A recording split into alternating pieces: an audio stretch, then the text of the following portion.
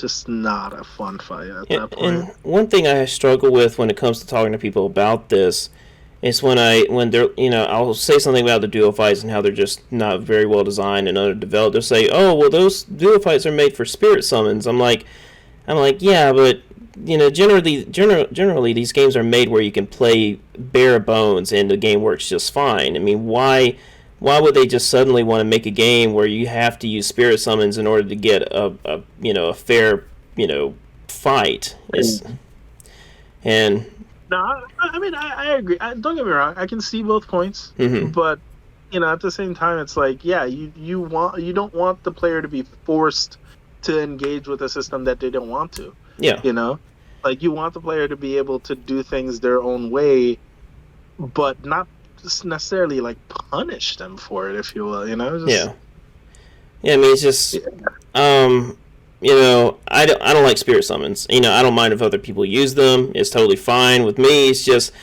I don't like the boss being distracted by something else while I just hit them in the back. I just do not like that. I don't really find it very rewarding. right. Yeah, at that point, it's the same as summoning somebody else. Yeah, and a lot of people they just kind of quit. Whenever I release these videos, these reviews, and I'm doing I'm playing by myself. I have no heads-up display, and people, usually they just have nothing to say. But hey, why aren't you using a spirit summon? I'm like, well, I mean, because I'm clearly applying a very specific playstyle. I mean, clearly I know Yeah, what they are, but I just don't want to use them.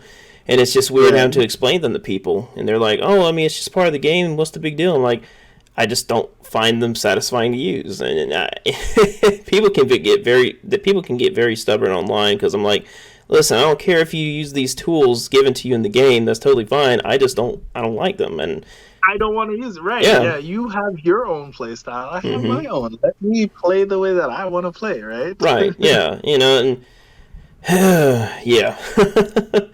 But one thing I No, kind of have to draw I the totally, line at, I see, I huh? see where I was gonna say, I see where you're coming from for sure. Don't force people into a play style just because the game has something in it doesn't mean I have to engage with it. Yeah, and I like to encourage my playstyle. Sometimes, obviously I don't force to say you have to do it, or it's the true experience. Now, sometimes I might contradict myself sometimes where I'm like, oh, well, if you're killing a boss in 30 seconds, then you didn't fully experience it, because I'm like, you got, you know what I mean?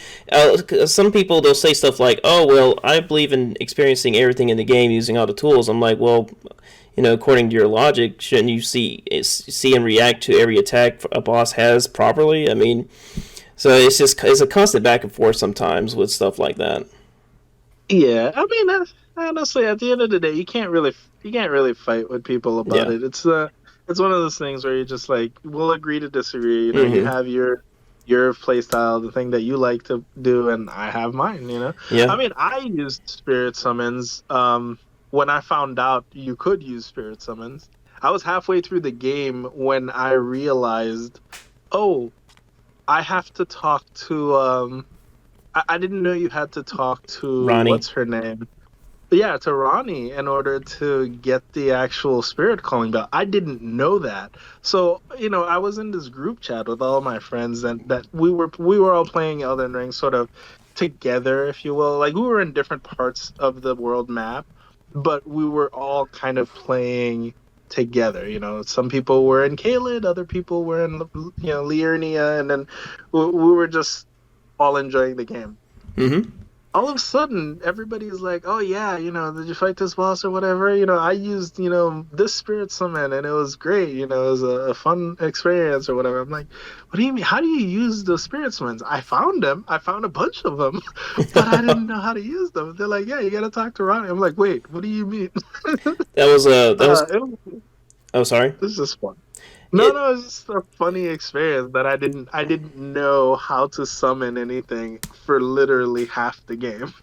And that's a very unfortunate side for me because I mean, like I said, I don't use spirit summons. I don't really like the Asher War attacks that much. I think maybe a few of them I really like, but as far as using them in a boss fight, I just didn't really find them necessary. And at the very beginning of the game, you're handed all these Asher War tools and spirit summons, and I'm like, I can't even use any of these because I don't want them. Oh no, yeah, it's funny. Yeah, Ashes of War. It's one of those things that you probably wouldn't have been able to experience depending on your weapon choice too. You know, especially since I've seen a lot of your videos where you're using the Golem Halberd, and I'm like, oh, you can't. I don't even know if you can switch to Ash of War for that weapon. It only has the one Ash of War, so you probably would have never experienced any of that. You know, even if you had wanted to, if you kept using just that weapon. Well, I do use them to scale with strength, and that's it. I don't use them for their special effects. I gotcha. Yeah, I mean, I'm not gonna lie. I played so much of Elden Ring when it came out. Oh yeah. I played so much.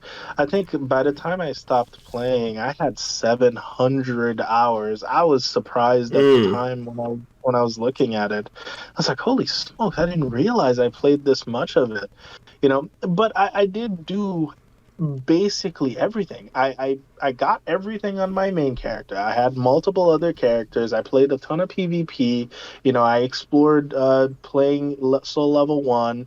You know, I did basically everything that I wanted, and I had a ton of fun with that game. But I did it so quickly. You know, like I basically only played Elden Ring for the longest time. You know, any chance I got, I played it. Hmm. You know, and then now I'm not playing it at all. Well, yeah, it's so great that we have all these, all these games from software because I can play these games every year and just never get bored of them. I'm always finding something to do, some kind of new standard to apply for myself and make the game more interesting and just dig deeper into iframes and learn how to avoid every attack, properly. And like before Elden Ring came out, I went back to Nameless King, and I learned to appreciate him significantly more just according just how much my playstyle has changed.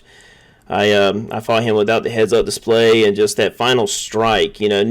Just knowing that I was going to kill him at any moment, I just didn't know when. And the moment you just kind of hear that sound effect of him, just this entire health bar drained, it's just incredibly satisfying. And that's another thing I definitely recommend for people. I'm like, just go to the very beginning of a game, turn off the heads up display, fight the first boss, and see how you feel when you defeat the boss without the heads up display because it's got a Yeah, very not knowing when the last hit is coming is definitely euphoric. I agree. mm-hmm.